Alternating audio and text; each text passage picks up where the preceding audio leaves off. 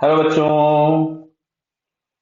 यहाँ लिखा है figure shows a system consisting of a ring outer ring radius 3r rolling clockwise without slipping on horizontal surface with angular velocity omega and second a inner disk of radius 2r। ठीक है। Anti clockwise with angular speed omega by 2। The ring and disk are separated by frictionless ball bearing। ये आपको दिख रहा है, ये अंदर एक ये डिस्क है जिसका रेडियस आपके पास दिया गया है 2r और ये ओमेगा बाई 2 से एंटी क्लॉकवाइज डायरेक्शन में घूम रही है और बाहर वाला जो बड़ा वाला रिंग है 3r रेडियस का वो क्लॉकवाइज है और वो स्लिप नहीं हो रहा है, विदाउट स्लिपिंग मूव कर रहा है, मतलब pure rolling. The system is in X Z plane. X Z plane मतलब इसका जो ओमेगा है वो जेड एक्सिस के लॉन्ग है। ठीक है। The point P on the inner disc of at a distance r from the origin where OP makes an angle 30 degree with the horizontal। ठीक है। then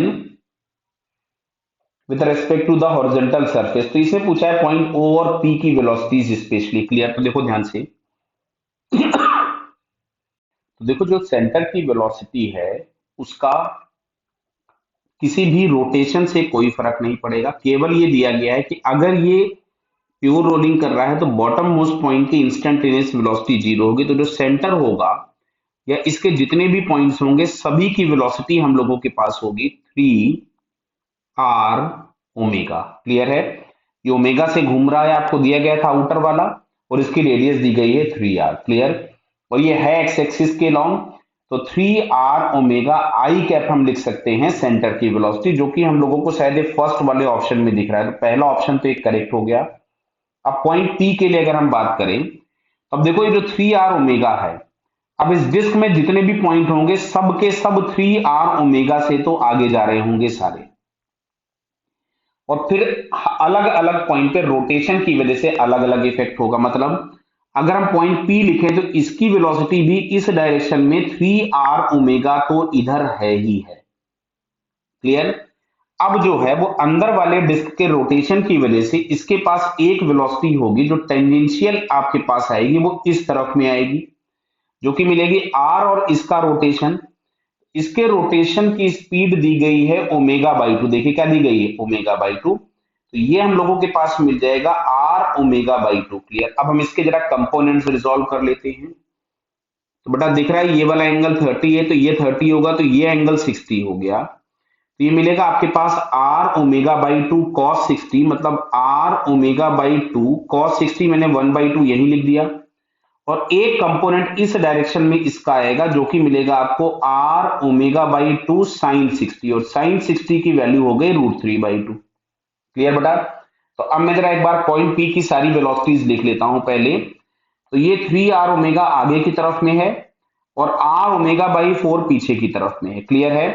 तो अगर मैं खाली एक्स एक्सिस के लॉन्ग P की वेलोसिटी लिख रहा हूं एक्स एक्सिस के लॉन्ग, तो ये मिलता है 3r omega minus r omega by 4, तो ये आपके पास मिल जाएगा 11r ओमेगा बाई 4। ये आ गया हमारे पास पॉइंट P की वेलोसिटी एक्स डायरेक्शन में। क्लियर बताइए? अब अच्छा अगर हम लोग बात करते हैं तो पॉइंट P की एक वेलोसिटी वाई डायरेक्शन में भी है, और वो हम लोगों के पास है r ओमेगा √3/4। दिख रहा है ना बेटा, 2 इंटू 2 नीचे वाले दो, ये 4 हो जाएंगे। तो अब अगर हमको P की वेलोसिटी लिखनी है वेक्टर फॉर्म में, वेक्टर फॉर्म में दिया गया, तो ये आपके पास मिलेगा 11r omega by 4 I cap plus r omega by 4 √3 J cap. जरा चेक करो किस ऑप्शन में लिखा हुआ है।